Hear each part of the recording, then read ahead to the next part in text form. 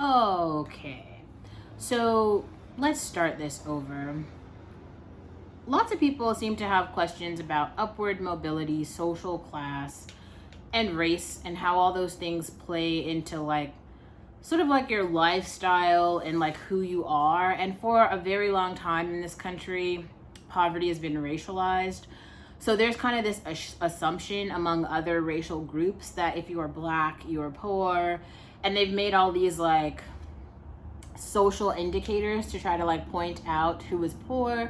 This is another reason why I don't like wear really designers. I don't wear prints or colors, and I pretty much wear like the same thing every day. I really try to actively look poor. Like, I mean, not poor like a actual homeless person. Like, I try to look like I take showers, but like I definitely try to look like an average civilian, just like, but like even that is like a stretch for quite a lot of the black community. Like, people are just so poor. It's kind of like ridiculous. So I want to talk for a second about like what I've seen and really speak to the fact that there is a group of students at some PWI in the Midwest, and they've decided to start a group, like a support group, to help students thrive at PWIs. And I just kind of want to talk about like why that's important and what it means. So there's a difference between private school and a PWI. And a PWI can be a public school.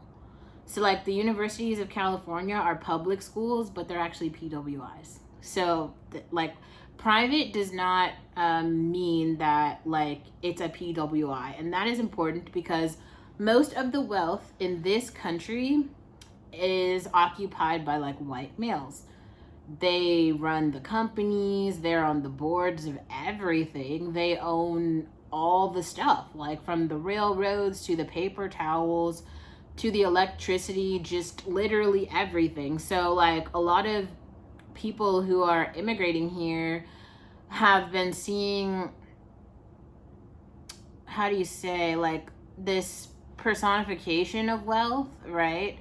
And so they've seen television shows and all these other things that have shown extreme wealth. And so like one example of this, like when I was growing up, it was Nicole Richie and Paris Hilton who were like the rich girls. Like at this point, we can look to like the Kardashian family as they are the rich girls, but in 5 years, it'll be someone else. Like it just keeps going, right? There's always going to be some family who's like the new poster child in terms of like, in America, they have all the things. It's this family.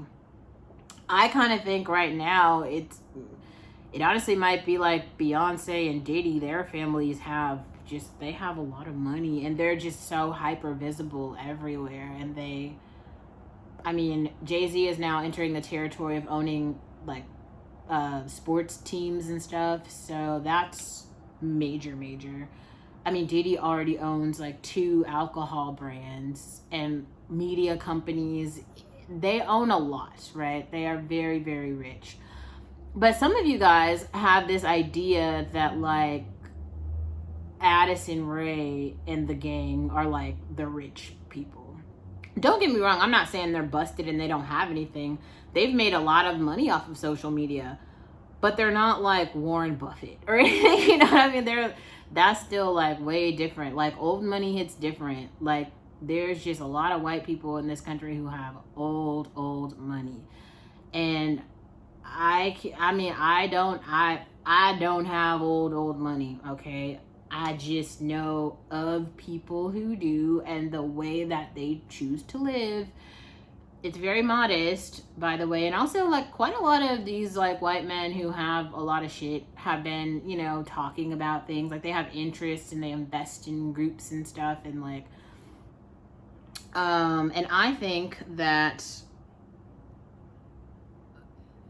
more people of color just kind of need to be aware of that and they need to be aware of that, because if you realize like how much money and resources and access and privilege some people have, and that you do not have that, it makes you make different choices about how you want to live and who you want to be. And everyone has to be somebody.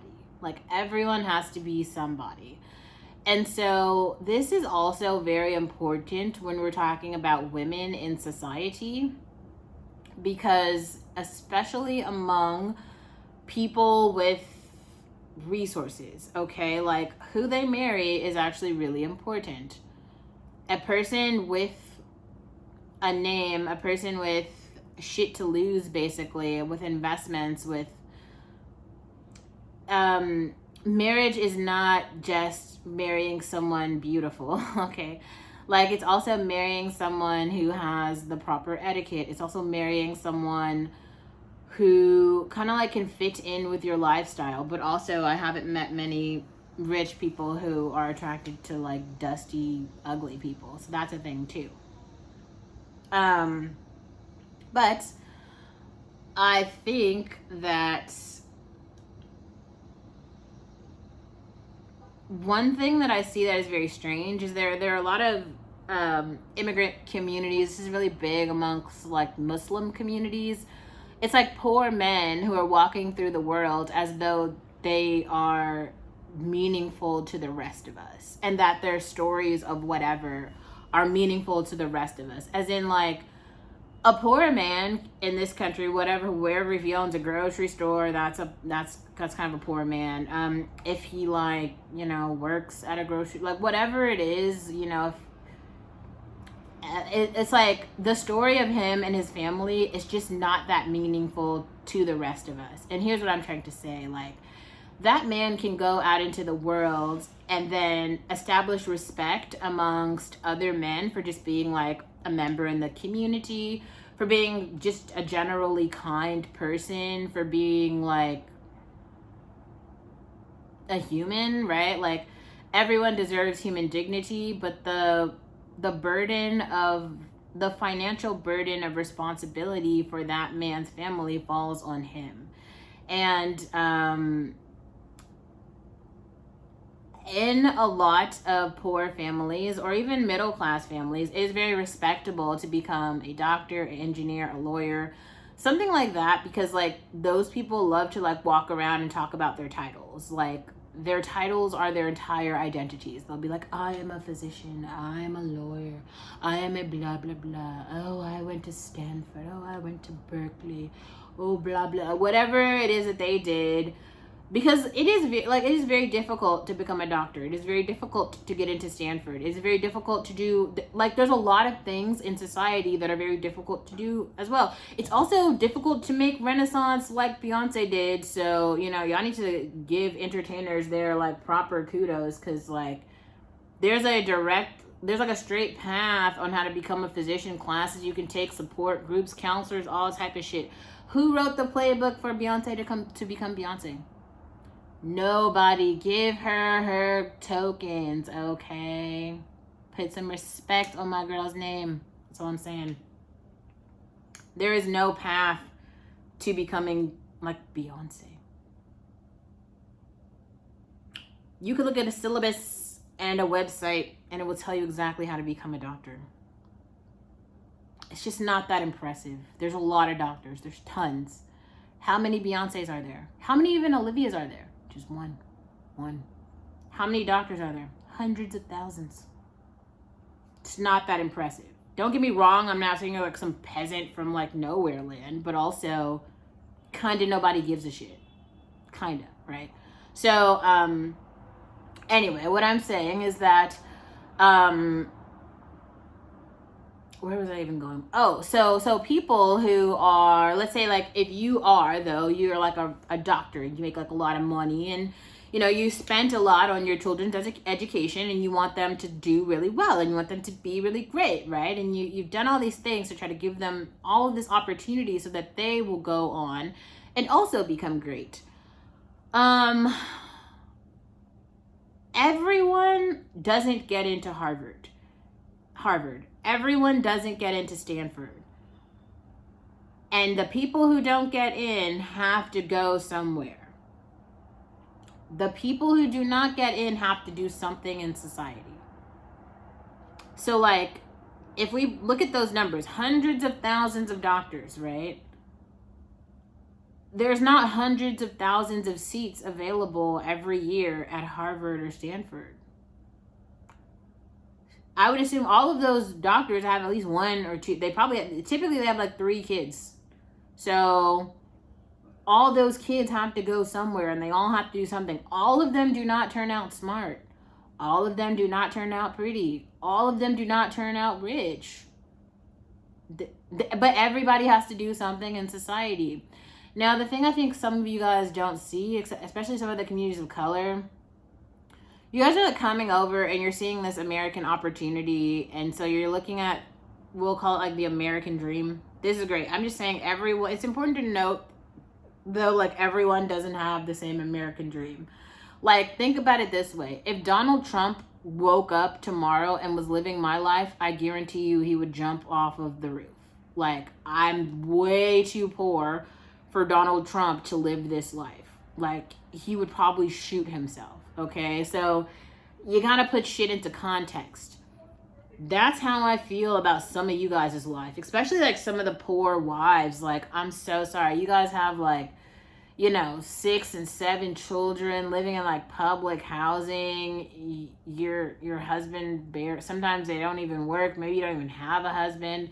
Like, I walked down the street today and I was like, walking right by the lake. There was an immigrant Latino family sitting right on the freeway. There was like 4 children, a father and a mother. They were just sitting right there by the freeway. So, and right, I thought California's supposed to be the safety state or something. Like, why are they out there homeless? Like, I don't like, we're all not living the same lives. And also, let's just say that you are poor or whatever. You come over poor, you have nothing, and you just get a job. You're like a guy. You get a job, you know, whatever. Maybe you're making like $40,000 a year. Okay, then you get a wife. Now you have a wife. Great. Now you and your wife have a child. If you're a poor family, especially an immigrant family in this country, they're probably having like 3 or 4 kids, right? So now you have 4 kids living off of $40,000 a year, and maybe you end up like buying a home. You have to buy a home somewhere you can afford, so it's going to be like a lower income neighborhood, probably amongst other people who are of your ethnic or racial group or your religious group or whatever. And you will have the television, you will have the public schools in your area, and that's it. That's what you'll have. That is what is promised to you in America. That's it. That's it. If you work really hard, maybe you could get more. But like, that's what you get. Everybody has that. It's not like, I think some of you guys are just really confused because you're thinking like there are some people out here who are like crackheads. They're just meth users. They're drug users. It's mostly drugs. There are people with mental health issues, but if they're homeless, it's probably mental health and drug use. Because most of the homeless people I see are on drugs. They literally just do drugs in those tents. That's what it is. There's not another thing. Everybody who's not on drugs seems to have a home. So like, stop saying it's mental health. Like, the people with houses have mental health issues because housing is expensive. So, don't clump the shit together. Where was I going with that? So,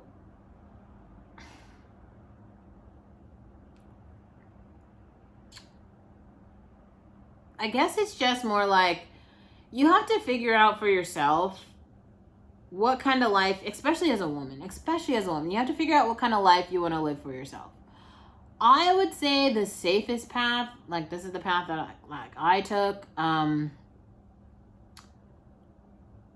definitely don't have children out of wedlock. Maybe that doesn't apply to me, but like, also don't have children with a poor man. Don't do it. It's just not worth it. I'm sorry. It's not worth it. There is a more successful man who is probably in like a very proximal location that you could just be with, or you could just legitimately take care of yourself. If you are alive and watching this video, you have enough to simply take care of yourself and do that. I really don't understand why so many poor people are on the hunt to have children. Why? You don't have anything to give them. And what makes you think that they're so special that we care about them? The rest of society. What makes you think that the rest of us give a shit? You know what I'm saying? Don't get me wrong, because if you have shit to give your family and stuff, I think you should do that. You should continue your lineage and give your children your shit. But if you don't have anything, which so many of you don't, why put the burden on the rest of us? It's even people aren't even giving their children a sense of self, or even a sense of self that just doesn't exist outside of racism, which I think is very strange. If you don't know, if you can't live without making an anti-black joke or laughing at a black woman, I feel like you might need to do a bit more soul searching, Anyway, so let's go back. So I was talking about what it means to exist in a primarily white space. PWI. Just because of the way that the numbers and the stats play out, historically, most of the people of color in the country are of color. Most of the poor people in the country are of color, excuse me. There's a lot of poor white people too, but we all know where the poor white people are, and we kind of already know how they look and stuff. They look like the Hills Have Eyes people. Those people are like the poor white people. The wealthy white people look like Paris Hilton in The Gang over there, right? See the difference? The weird lower class white people look like Britney Spears in The Gang. Them, you see, you gotta compare those. Take it in, unpack it for yourself. Okay, so what was I saying? Oh, so that means if you go into a primarily white space, the white people there are going to assume that you're poor. They're going to assume that you're on a scholarship. They're going to assume that you grew up in public housing, that you're pookie or something, that you have no father. Just all the stereotypes. That's what they're going to assume because that's all they know. No one ever taught them different. They've never had an experience of anyone different. So what you have to do is you have to humanize yourself. Here's how I would encourage you to do it. Don't do it by trying to kiss ass to people and be like, I love you, you're great, or laugh at all their jokes. Just legitimately show up as yourself. And you can do that by, first of all, creating a routine for yourself. So if you're doing this in a school, go to your classes. Pick a library, go study at the library. Just be generally polite. If you see someone, say hello. You can smile at someone. You could hold a door open for them. If there's someone in your class who looks like they have, good notes, you could say oh, can we talk about your notes over coffee or something? And just over time, just get to know someone new and humanize yourself. But you won't be able to do that if you only go to the BSU groups, or if you only hang around black people or white people, or just, you shouldn't be around only one cultural group. That is going to be a problem. So whatever cultural, racial group you are a part of, it's going to hurt you if you're only around that group. That's just not the way the world works. It's just not the way society works. You have to be around people from multiple groups. And it would be nice if you're around people from different social classes.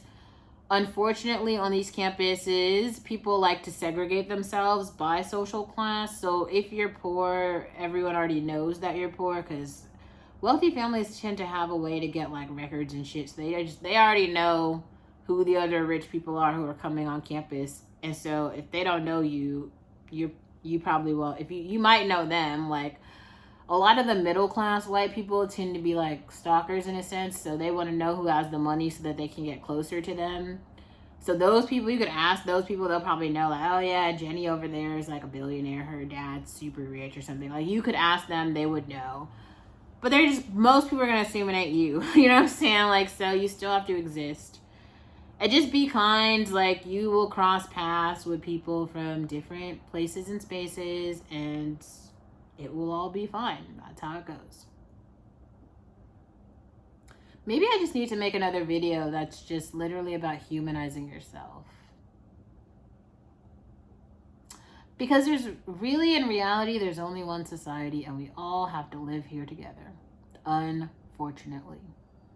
I don't like it either. I don't like it either. But here we are. And this is what it is. So